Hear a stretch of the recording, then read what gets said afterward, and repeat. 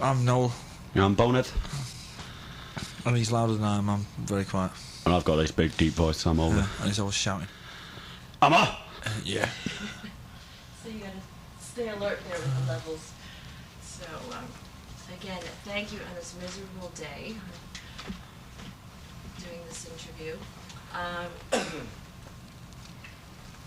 Yeah, it's a real pleasure to meet you. I was lucky enough to see the band. I was telling him before he got here, back in Bradford like 2 years ago. We opened With Verve. Did you? Queen's Yeah. Hall. Fucking hell. And that was... Actually, I stumbled upon the show by accident. I didn't. Were you one of the people sat on the floor? Well, my boyfriend at the time was photographing the show, so I was kind of hanging out, but that was my first exposure to Oasis and Queen's Hall, I think. Yeah, it was, yeah. And then I also saw, since then I moved back to the States, I also saw the band at the Wetlands for New Music Seminar. So I was, and then I saw the show Friday at the Stone Pony in Asbury Park. Oh, God. Which, Don't remind me of that one. I'm pretty poor. It's just interesting, though, for me, to see the different crowds that you attract. It seemed like in England, or at least then, it was, and from what I've heard, a bit of a younger crowd, maybe a lot of girls coming out to see the band. Yeah. Kind of. We were saying this last night. All the crowds in England basically all look vaguely the same as we do, but in America it's like you get like middle-aged couples coming to the gigs and stuff like that. It's quite weird. But. What I've noticed in the States so far, there's older people Yeah. that are maybe really follow the British music scene, and then it seems like these 18-year-old mosh pitters right in front that are there, and also, these girls, looking at the band adoringly, from the sidelines. Not looking at him. Yeah, they do. Get me share. I got all the geezers, mate. All these people from Newcastle. Somehow. Now that you've been touring so much over the years, is this difference that noticeable to you in the different audiences between the States and between the UK? Well, yeah, I don't know. I mean, an audience is an audience, isn't it? It's the way they react. We don't usually see them. You don't usually see the people at the back anyway. No. You just see the people at the front. The big difference in America is, like you say, these people in a mosh pit, they've got this big thing going where, and to me, they don't seem to be paying any interest in the band. It's like, oh, there's a band on Friday night, let's go and see them. I mean, 90% of the people are probably genuinely there to see Oasis, but I look at some of them and just think, are you really here to see us? Are you taking any notice of what's going on this stage? You seem all like, you always get these gigs where there'll be the front 3 rows of people in this big massive hole where there's just geezers running around punching each other during like Live Forever and stuff, and it's like, totally lost missing the plot point somewhere along the line. And that kind of surprised me about the show Friday, because you're not necessarily a band that I would, stage dive and mosh to, but yet it seems like any band that comes through now, that's what the kids are doing, and it prevents maybe a lot of people from getting up close to the band. Oh yeah, yeah, kind totally, of dangerous in front. Yeah. I mean, there's people. It's like happened last night. There's people who are like genuine fans at the front, and they are paying attention to what's going on stage and listening to the music. And they always get a boot in the back of the head of some 10-stone geezer comes flying over the top, catches him in the back of the head. It's pretty. Puts you off sometimes as well, because you get all these like little kids at the front who are like 16 and that, and you get all these ex-Marines or something like 25 years old now, better doing a Friday night with tyres and drink 2 Budweiser, take your shirt off and lose it. It's like, swivel the old baseball cap backwards and. I can't get onto it at all. Where they're coming from? It's weird. Security seems to have it well under control. Well, there's nothing you can. Well, I don't know. You can't do anything about it in the crowd. It's just it's a shame really that there's like people get. Like people who are at the front who wear glasses, usually 9 times out of 10 don't leave the gig with the glasses on, you know what I mean? They usually end up on the floor or something, and sometimes it puts you off, but you tend just to get a bit of thick skin about it and think, oh well, that's just the way it is, you know what I mean? But all that moshing, it's 15 years too late, man, you know what I mean? It's punk rock, you know what I mean? We're not. It's, kids reading about, oh wow, the Clash, the Sex Pistols, and trying to relive something here that we never experienced firsthand, really. It was always secondhand in the States. I don't know. I don't know what makes people do it. Every time I've been to a gig, I sort of stand at the back and have a drink and listen to the music, and certainly don't. I've never like, felt inclined to take my shirt off and start running around punching people and forming this big mad circle. It's like, I was curious on your take on that. Mm. Now the record's been out, I guess, for a year in the UK now. I mean, that's when. No, not yet. It's only out in August. It's only like I think Supersonic was 8 months. Wasn't that released in the spring? It was April. released in the spring. Yeah, Supersonic is about nearly a year. Almost a year, yeah. Yeah. So with the record being out a year, with having recorded it before that, how do you keep the songs fresh still, especially since in the States a lot of people are hearing the music for the first time? Well, they're just the timeless songs, aren't they? I mean, you play any track off that album, you can play it in 10 years' time and it'll still sound as good as it did 10 years before. I mean, I certainly don't feel like they're stale when I play them. Probably say the same thing to the Stones, why they still do Satisfaction, because it's a great song, you know what I mean? Yeah. It's like, they probably still get the same buzz off it that did on the day they wrote it. Same for us, you know what I mean? There's a few songs that you get a bit bored of playing, but not but I mean, it's like we'll never get tired of playing Supersonic and Live Forever and stuff like that, because they're just like classics, you know? Yeah. When you were writing these songs, what was the deciding factor in which ones made the record? Was it something They were the only ones we had. Okay, I wasn't sure, maybe you had like 20 and then, you know... we had a few more that... I think when we recorded the album we had one... We had Fade Away that didn't go on, Cloudburst didn't go on, and a few demos of old stuff that we put on B-side, different tracks. There wasn't that many, really. We had quite a few, but there is quite a few that people never hear from them sessions that we just dropped and we don't even play. Was one of the, if I could say, requirements would be that it would be a song that you guys wouldn't tire of and that would maybe stand up to be like a classic in years to come? Or was that was conscious? No, I don't think there's a song. I still like Cloudburst, for instance, on the B-side of Live Forever. I'd love to play that again, but I don't know why we don't play it. You know, but it's just... Well, I don't know. It wasn't a case of... When you're making an album, you actually have to make an album. It's whatever sat the best within the context of the album. Do you know what I mean? It's like Fade Away wouldn't have fitted in. I don't think Cloudburst would have, so they didn't go on. You know. Yeah, I understand. I heard somewhere that out of all the songs, Slide Away was kind of written in the studio and added at the last minute. Yeah. And to me, that. And part of my job, sometimes I feel I have the best job in the world. I get to talk to bands, and a lot of them, sometimes I don't like the music, but this record, I've been playing it over and over and over again. And Slide Away is just such a wonderful song, the way the guitar just built. Was as soon as you wrote that and you presented it to the band in the studio, was it like, yeah, this has to be on it? Yep. Yeah, totally. You have to get that? Might be Rob or... Do you just get it? Hello? Yes. Yes, the guy you called. Thanks to you.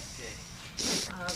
No, I was just curious, why did you feel you needed another track, or did Slide Away just... No, I think it just came out, didn't it? No, we didn't consciously go into write another track. It was just that I wrote a lot of songs in the studio at that time. That was the best one that was written, and it was just such a good song that it just went on.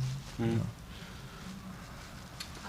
What I like about the record is I'm more of a guitar person, and there's just some really great guitar riffs on there. I mean, and also it seems like the bands that have had careers rather than just one or two hit albums have been all guitar oriented as opposed to the synthesizer or keyboard based. Okay, there's a few, but specifically again in the States, guitar oriented bands seem to kind of have more of a lasting appeal.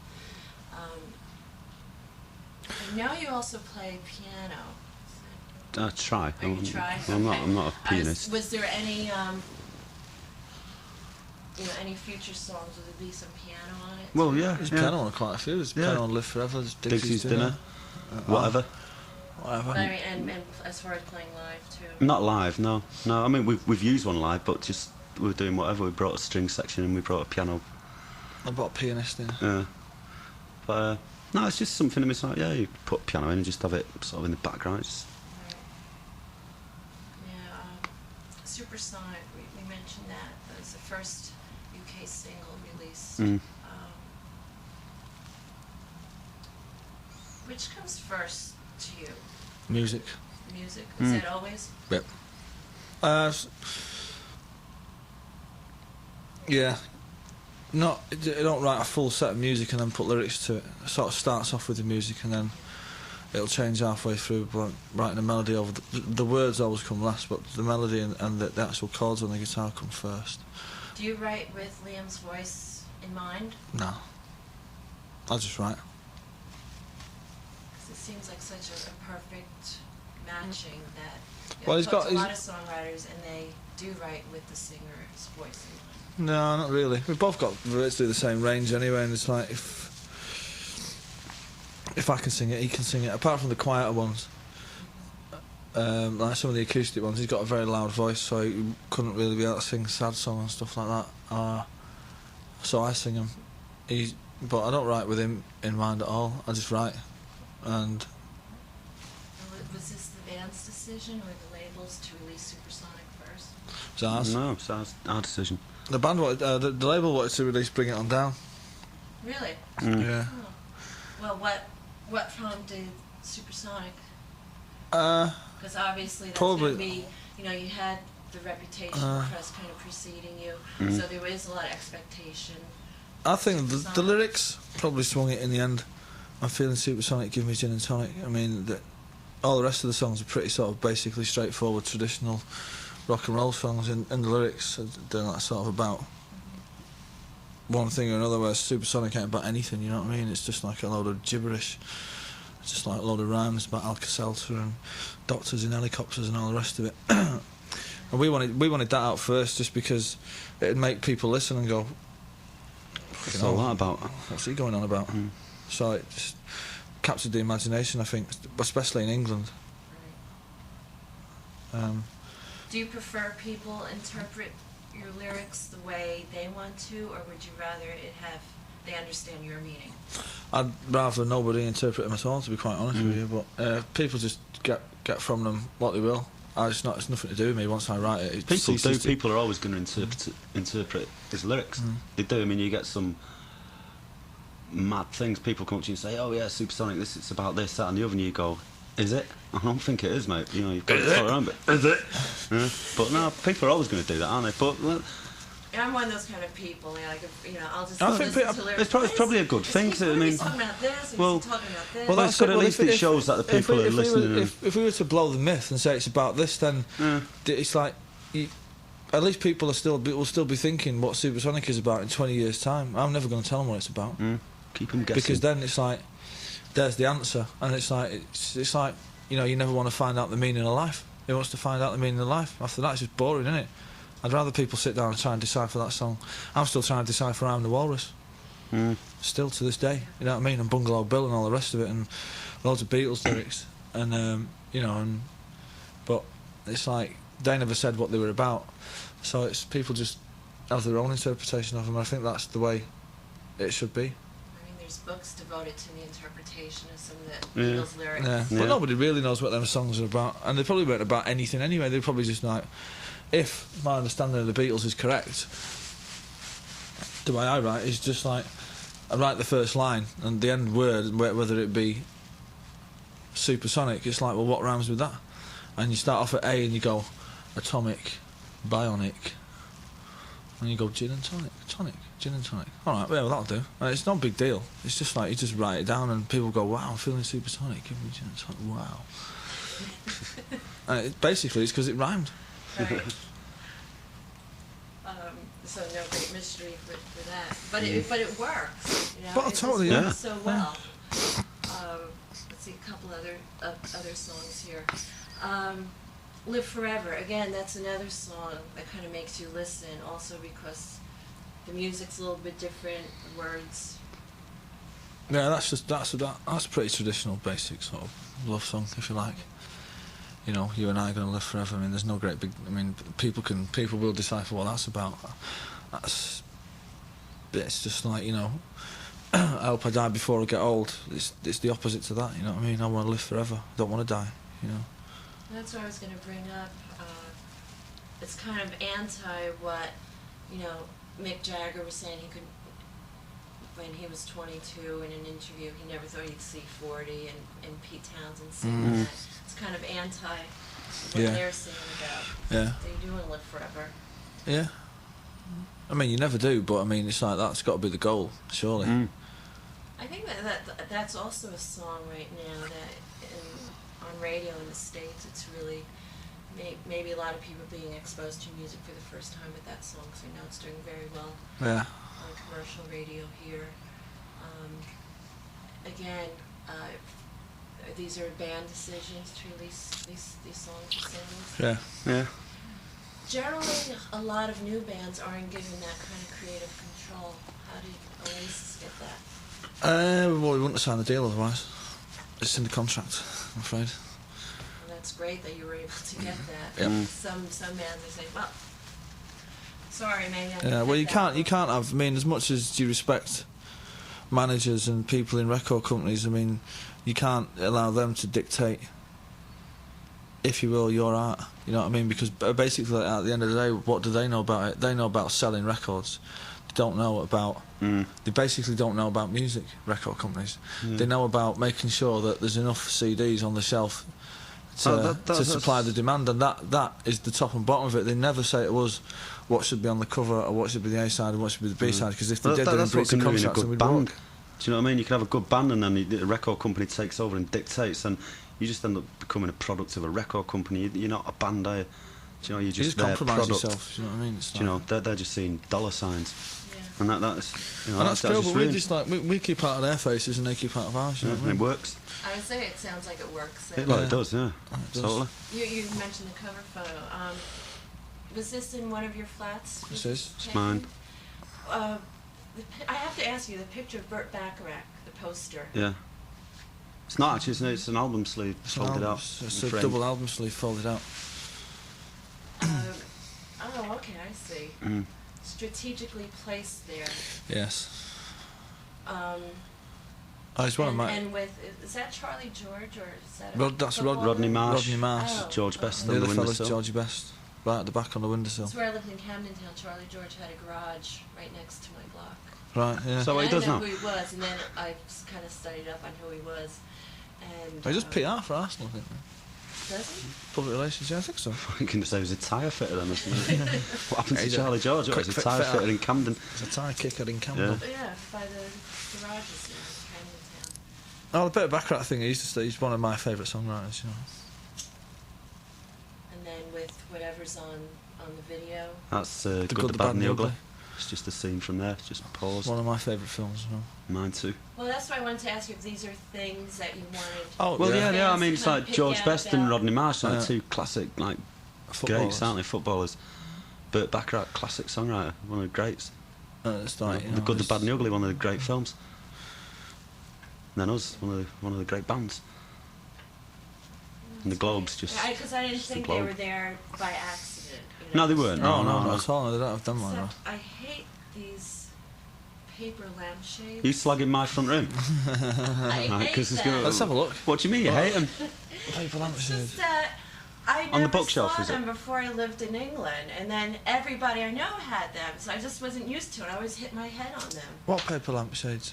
Isn't that That? the lampshade? Ah, that's a blow-up globe. Oh, that's a globe. Oh, That's I a thought- globe.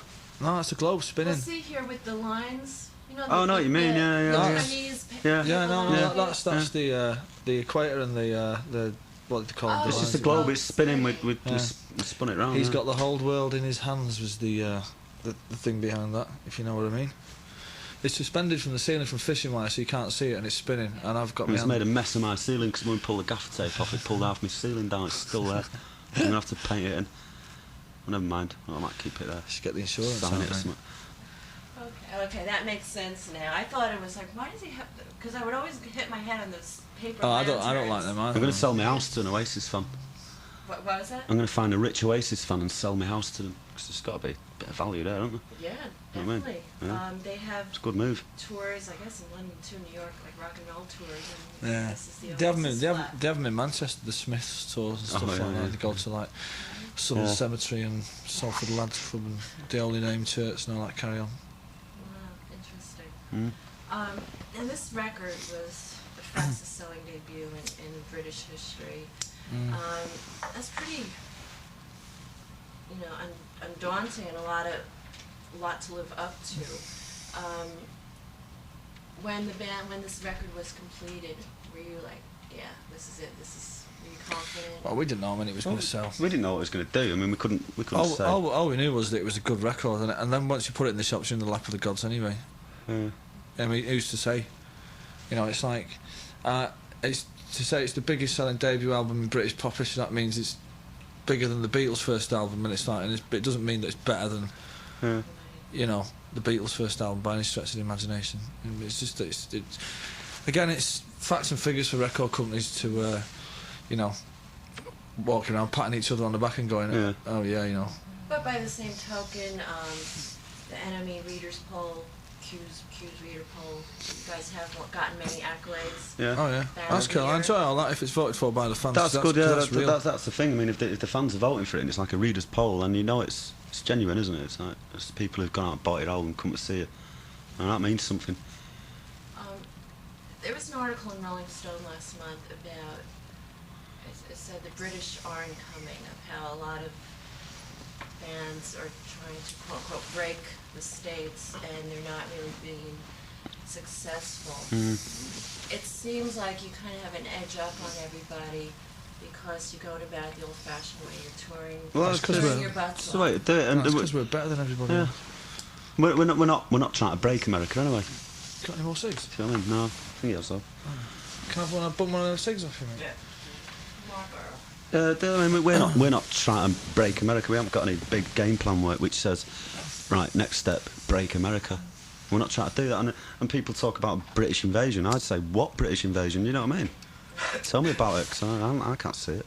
Seems like a lot of British fans kind of start out with an image, a style in mind, and then, we got to write songs now. And Oasis started out, I guess, the old-fashioned way. You started out with songs, and we're like, we got to go out and play now.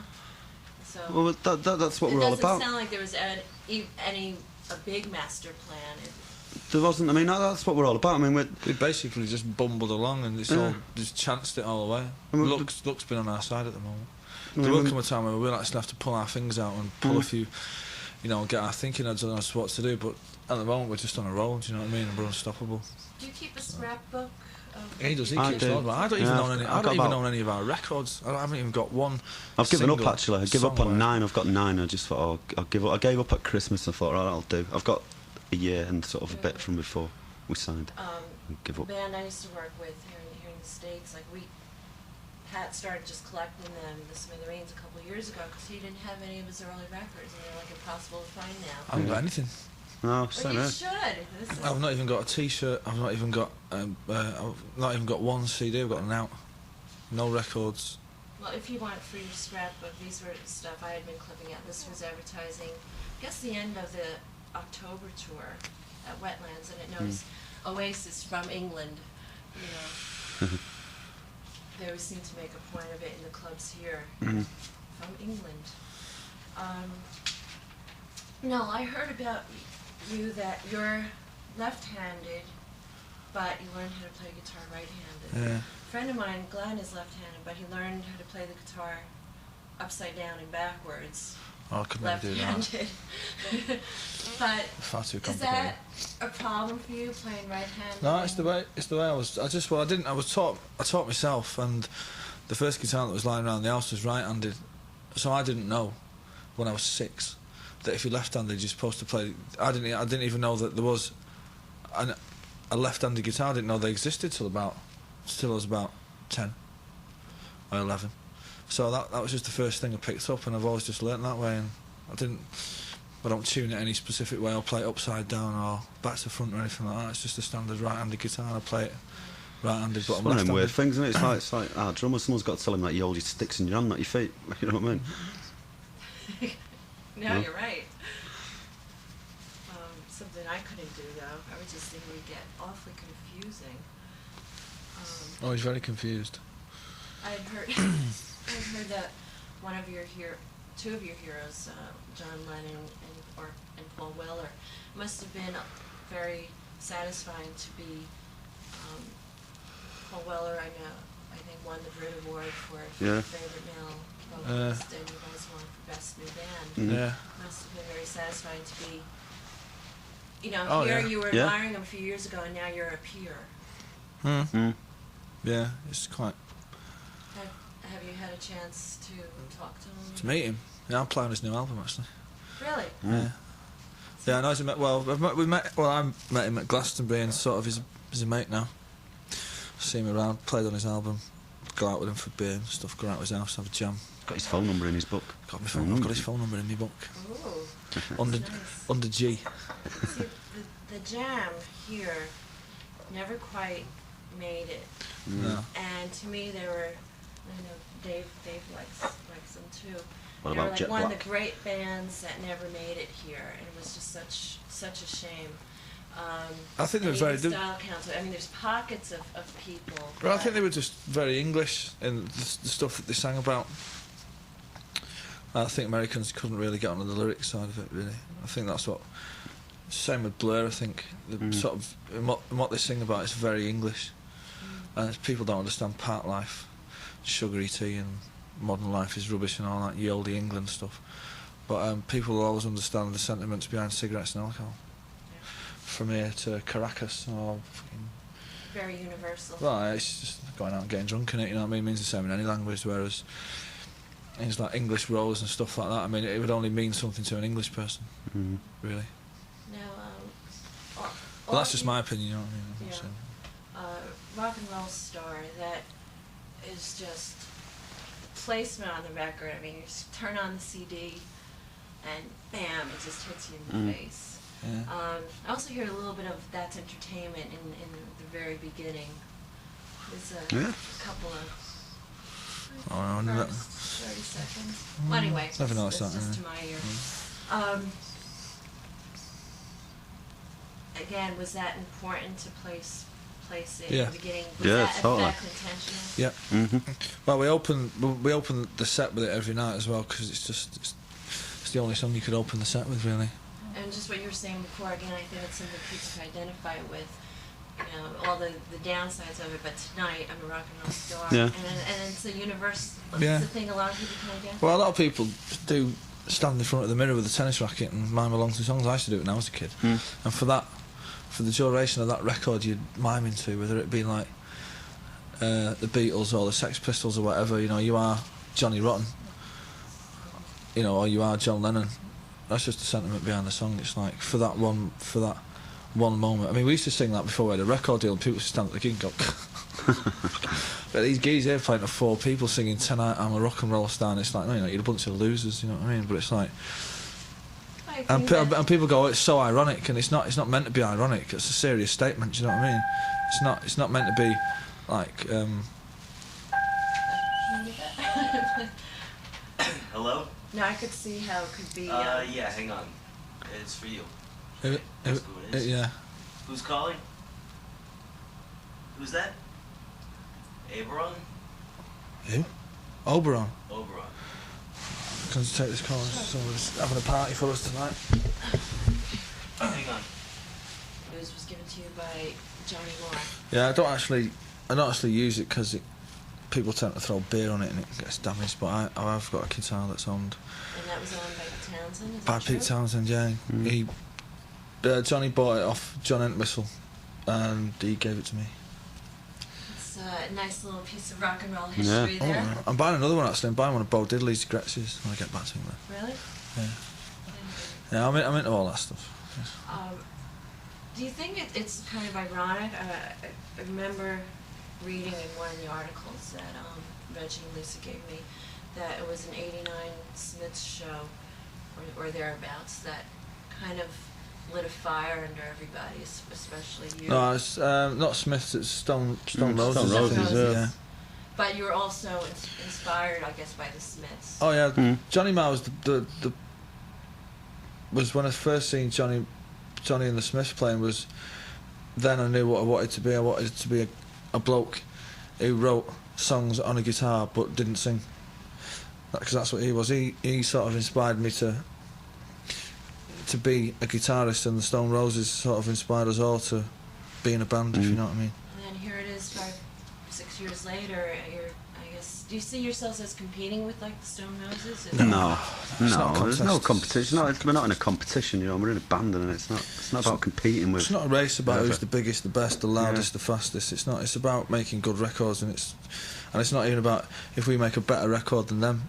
Because I believe that we make the best records in the world, and it's as simple as that.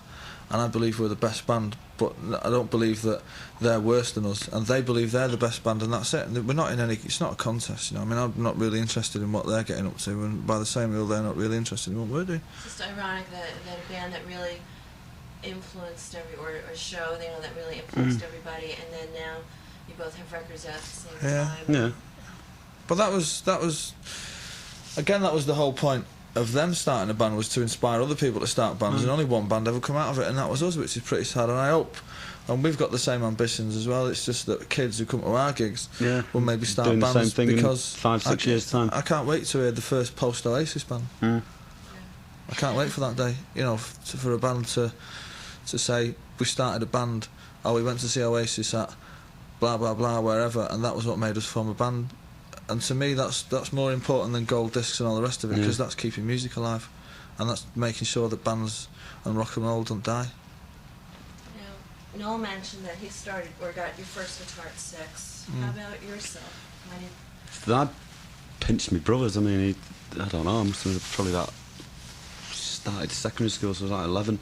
There was just an acoustic guitar in the bedroom. You know what I mean? Shared a bedroom with my brother. There was a guitar there, so I just taught myself. I grew up in this area, right outside of New York City, in New Jersey. So my frame of reference growing up is very different from, I guess, the upbringing you guys had. Did everybody grow up in and around Burnage? Well, roundabout, sort of the same. Within sort of within 2 about mile 2 or 3 radius. You know miles what I from mean? each other. Right. What for people who've never maybe been to that area, and I mean, you hear a lot about Manchester and all that. What kind of childhood was it? Grim. What was it like to grow up there? Pretty sad, really. Pretty boring. I mean, there's not a lot going on. It's just your average Suburb. of Manchester, of a inner city in England. You know, it's just like wasn't a lot going on. There's not a lot to do, and unfortunately, a lot of kids grew up and sort of turned to whatever they turned to, which ain't good. But With Factory Records being based in Manchester, did that spur a lot of people on to get involved in bands? Do you Well, think? yeah, well, they had like New Order and the Mondays and Joy Division and all that, and there was always, you know, them bands were always playing in and around Manchester. As like with the Smiths and Easter House and, all, and you know, like and stuff like that. Yeah, I think it was good for the city. Definitely, you can't deny the fact. I mean, it doesn't. Factory Records doesn't mean anything to me, but I suppose it was. Yeah, it was good for the city totally, because we've had like, you know, like New Order, Joy Division, the Smiths, the Buzzcocks, the Mondays, the Roses, us. And then there's a whole generation of the '60s bands. Yeah, coming like out from now. yeah, like the Hollies and the Bee Gees and stuff like that, and. Yeah, of course, yeah, because I mean, like Norwich hasn't got like a music scene as such, and Birmingham. I mean, Birmingham hasn't, and it's like, you know, Manchester has, because it had a record label there. It had a lot of places there where bands could play, and there was a lot of successful bands came from there. So yeah, it was good for the city, definitely. Yeah. Now, about the time that you guys started Rain. Who? The Rain. The Rain. Oh yeah. The Rain. Are there any tapes? I've any of that? I've got a He's video, got a right? video. You don't right. have Oasis, but you have Rain. I had to commandeer this video, because if this video ever I'll gets tell you what, seen, if I'll I ever get finish access our to his careers, flat man. and he's not there, I'm putting my foot right through it, man. This video is This is sad, blackmail. man. You can't tease us like Wow that. You gotta thing. tell us a little Let's bit about smoke it. Oh, Draw. don't tell him anything. I mean, It's in this pub, right? Oh, It's for the landlord's leaving party.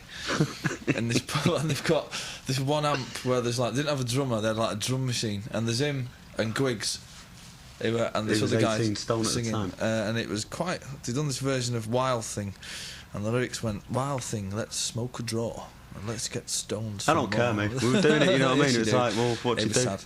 We It could was go in a sad. pub down the road and drink loads of beer. We could do that, and so what if everyone thinks we're sad? It's like, at least we're doing it. What's your band call, mate? Yeah, Give a totally. shit. Yeah. Do you know Well, what I mean? that was whether you like it or not. That was the. Oh, I hated it.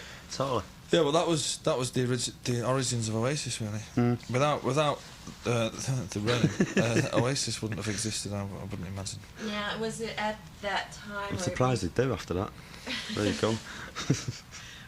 You were a roadie for Spiral Carpets, is that true? Yep. Did you get to travel with Yep. them a lot? Did you come to the States with them? Yep. About So- 4 times. What were your first impressions of the States? Very big. It was in the summer. It was very hot. Everywhere. It took days to get anywhere. Cheap trainers, they always come back with trainers cheap like, where'd you get trainers. them? First impressions. I don't know. Just nothing really phases me. It wasn't like knocked out. I mean, if I ever get to go to the moon, I'll probably just stand on the moon and go, oh yeah, all right, fair enough. Gonna go home now. You know, but no, it's just another place. It's just another place on the planet. Do you know what I mean? It's like I just see it for what it is. You know what I mean? It's a foreign country as far as I'm concerned. It's big. Yeah, being there, working the back line or whatever, for Spiral Carpets, did that kind of light the fire under you? Like, I can do this.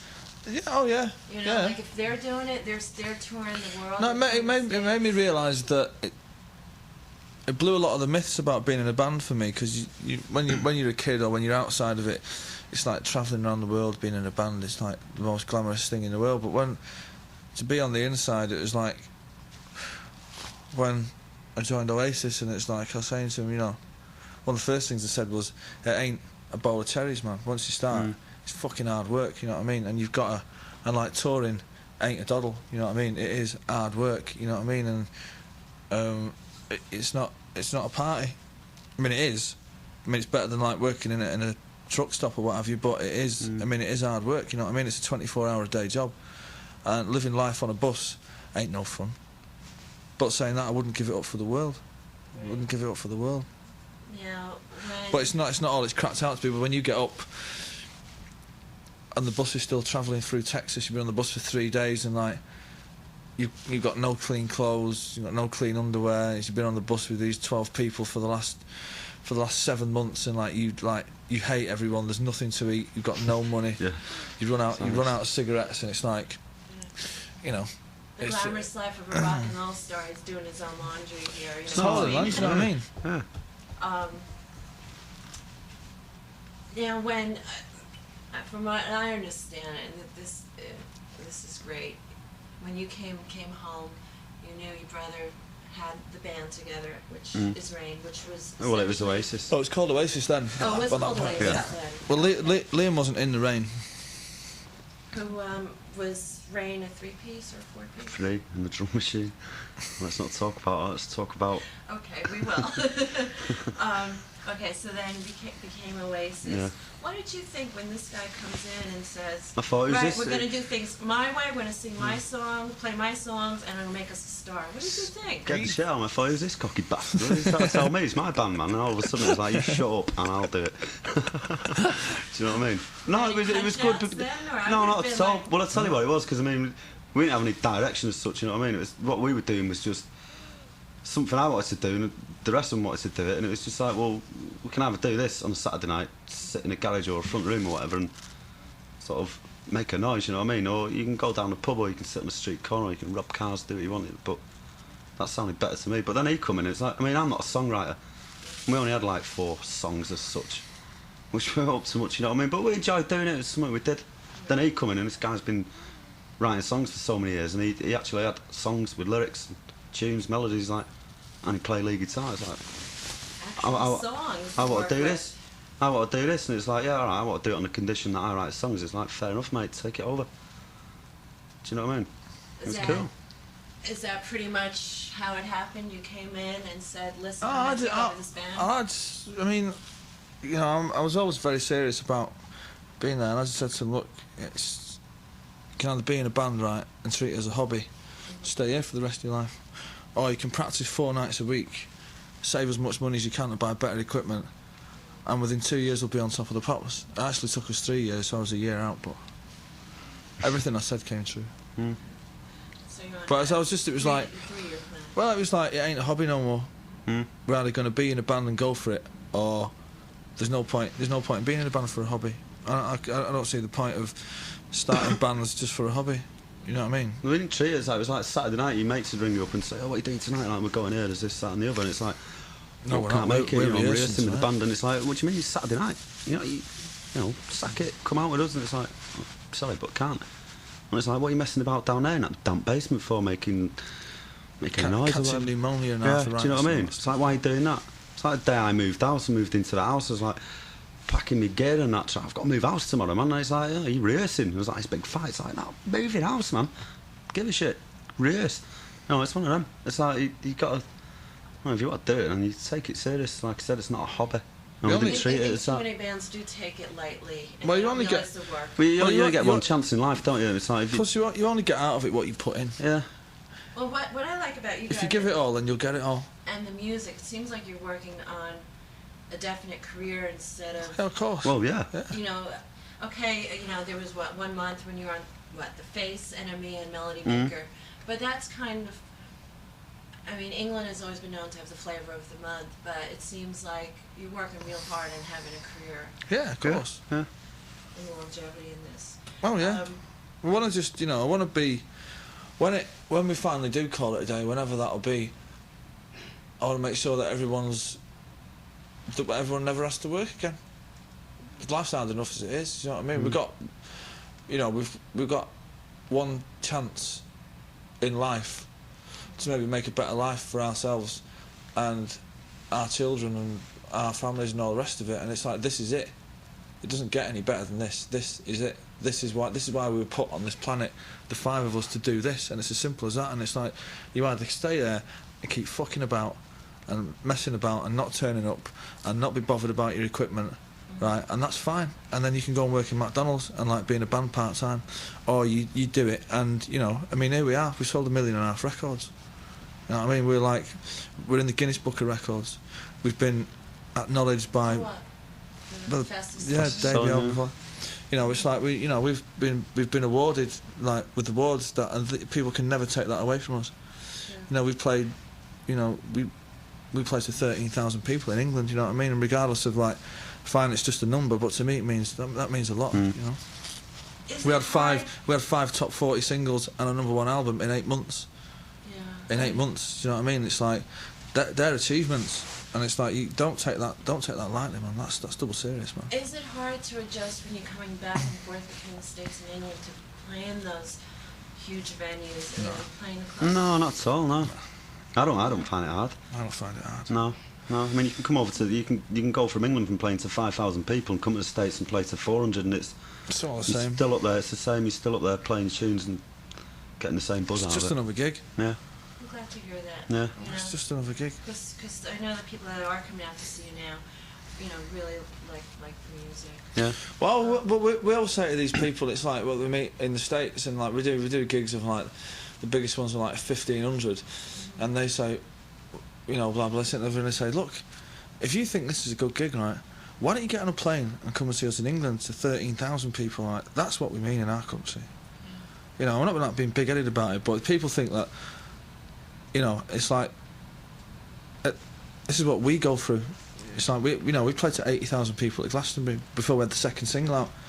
None of us batted an eyelid walking on that stage. None of us batted an eyelid. It was like everyone was like, the manager was like sweaty palms and the roadies, and we were like the coolest 5 people there. We were just like, I hadn't been to bed for 2 days. I was still wasted completely beyond belief. I'd taken so much fucking drugs. It was like, but we just ambled on there, didn't say a word to the crowd, played for 40 minutes, and went, good afternoon, see you later. And that was it. And to everyone else it was a big deal, and it's like, we do these gigs and it's like, we put this gig on sale 2 weeks before Christmas for 13,000 capacity. It sold out in 4 days, and we were like, well, what kept it so long? I was expecting it to sell out in 2. Do you know what I mean? I love it, brilliant. My only Glastonbury experience, '88, I was there with the band, and it was just mud everywhere, like the Yeah. buses, the coaches all got stuck in the mud. But it seems like the confidence in the band was early on. There's that great story of when the band hitchhiked with Boyfriend up to Glasgow, and I mean, is that kind of gain momentum? That was just pure chance. We didn't. That wasn't planned at all. We didn't know Alan McGee was going to be there. We didn't. That was just fate. But again, we're very.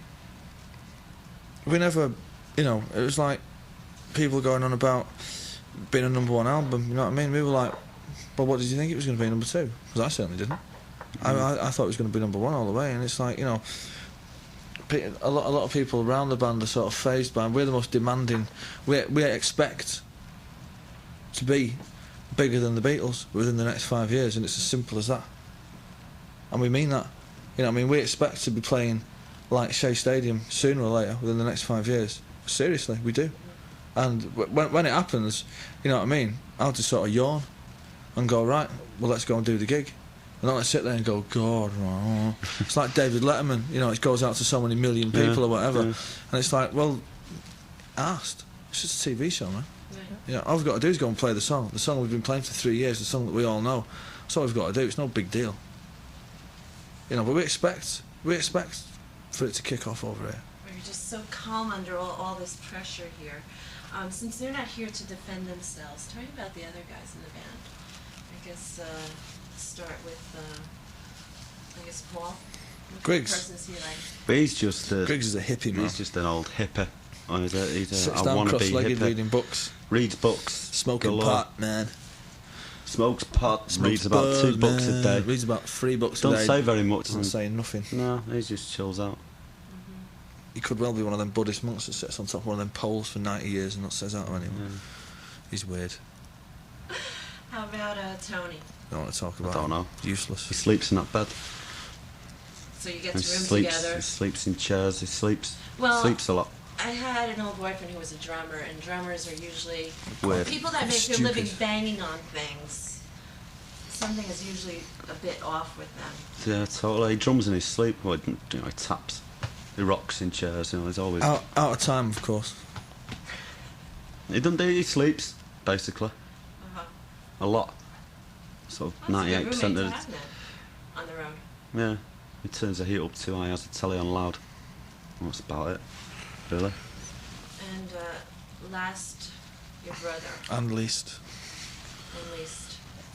I mean, a lot, you know, has been written about, you know, quote unquote, sibling rivalry, and there's all these punch-ups and things. I thought it was a But- band, man, when people kept saying, what about this sibling rivalry? I was Yeah, like, I've never heard of them, mate. Have they got any records out? What? Yeah. What do you think of this I think sibling they were rivalry? bad. Well, yeah, they got Sibling rivalry. Yeah. Well, like, for example, So at- could you tell me about sibling rivalry? Well, are they a band? For example, at the Pony, unfortunately, during the first song, somebody threw a beer on you, hit your guitar, and Liam seems very, you know, protective of. Yeah, he's the first one to run if the Do you know what geezer I mean? come on He's the first, stage. yeah, he'd be Telling you. scarper, man. Do you know what I mean? He's alright with them, you know, big fat geezers at the front with like security on the front. He's right behind them. But if the geezer jumps on stage, he'd a bit off. He'd be out of You there, wouldn't have seen man. him. You know, he'd probably been swinging his feet about, but I'm sure Liam would have been behind him. I'm telling you,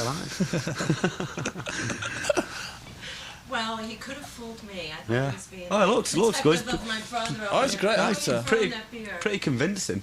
Yeah, he's a He great convinced me. I thought, well, yeah, you know, geezer. Yeah, he will get an Oscar one day. Yeah.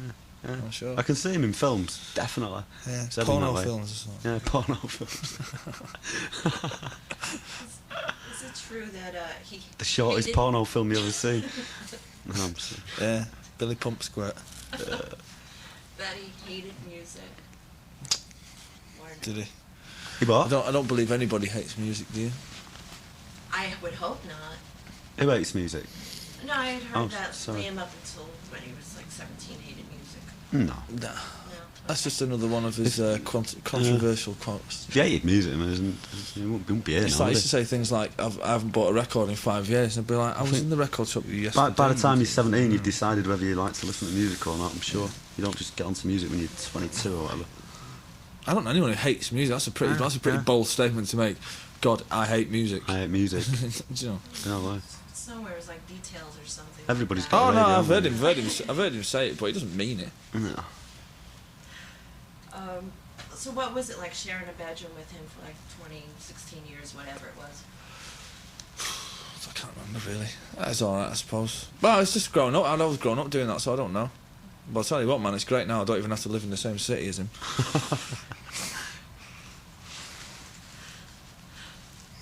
Yeah, that's right. You're in London now, right? Yeah. Yeah.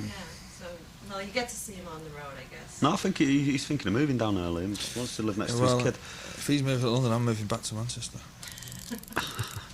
So, yeah. A girl was standing next to me at the show on Friday, and she didn't realize, after what happened with the beer fiasco and all that, and then instead of ignoring, the punters, whatever, in the crowd and the idiots, the whole band, especially Liam, then tends to stare down that person through the whole show. There's two ways to look at it. Either ignore the people or immediately react to it. You can't do it. She was getting so upset, though. She was like, why is he paying so much attention to this one jerk? Just ignore him and look at the rest of the people. But it's just where we come from, and it's just the way we were brought up. No, it's like this guy on stage here who's never had money in his life. Then he pays $2,000 for a guitar. A bottle up, right, and throw that bottle into the crowd, but I'm not that good a shot. And I probably hit somebody innocent. But it's like, if somebody throws anything at us or gets on stage, it's like, we're not just going to stand there and go, oh, well, that's not the way we were brought up to do things, you know what I mean? If people are going to come and take the piss, then, you know what I mean, they're going to get sorted. Well, I wouldn't say get sorted out, but we're not just going to, turn the other cheek. That's not what we're about. And if it means walking out of the gig, then it's like I said to the crowd that night, look, it's like, it's up to you. If the person who stood beside you who threw that, it's like, you sort it out, because I tell you what, if it happens again, we're walking out of this gig, and it's your gig as well, and don't ever forget that. And it's up to the... If I was ever at a gig, and I was stood beside someone who threw a glass on stage, I'd knock the person out. I'd punch him. It's like, because look, I paid this money to see this band. If they walk out of this gig because of you, I'm going to kick your ass, right? And it ain't the band's fault. Nobody wants to stand on stage and has to be spat at and all the rest of it. We live in a civilised society, you know what I mean? And it's like, all we can do is stand there, and as futile as it may seem, is like stare people out and not enjoy ourselves. And we didn't even play "I Am the Walrus." We didn't even play a couple of songs in the set. It's like we couldn't even be bothered after that. Well, but I didn't see nobody arguing with the guy in the crowd. Well, I was. I was up front because I wanted to see the band. People have got to understand that. But you've got to understand. I've had stitches through this band, black eyes, been assaulted on stage and all that, and it's like there's only so much you can take. We're not there to be spat at or thrown things at. And if it happens more than once in a gig, then we walk out. Simple as that. But then sometimes the people do that because now they know that you are going to acknowledge. Well, then it's up to the people in the crowd to sort. It's up to the people in the crowd to sort it out. People might do that. My friend, this band Oasis. You throw something at them, then we'll get a reaction, and it's like they might go there and do that to take the piss to get that reaction. But like you said, it's up to the guy who stood next to him to say, well, we are sort it out. Do you know what I mean? We'll entertain people if we're allowed to. If we're not allowed to, then we fucking won't. We'll go on. Simple. Next town. For people that haven't had the opportunity to see the band live, a lot's written about. The music is so infectious. If you strapped me down, I could not stand there, without, jumping around and moving around. Yet the band has said, we can't be constant around if we're playing, We can't. Well, that's not what we're about. It doesn't mean like we can't because of any. It's not like, it's not like, oh, thou shalt not move about on stage. Just that basically we can't because we're not that good at musicians. I can't. I've tried it messing about. I've basically learned to sing into a mic and play guitar without looking at it. But it's hard. But I couldn't go and do what Pete Townsend does. No. I can't jump that high. It's too much energy. We're not going to see any windmills? No. We do a lot of Christmas shows, so I would like to, if you have any special Christmas memories that you could share. I know it's March, but... Having a number 3 single in England will be my fondest Christmas memory, I think.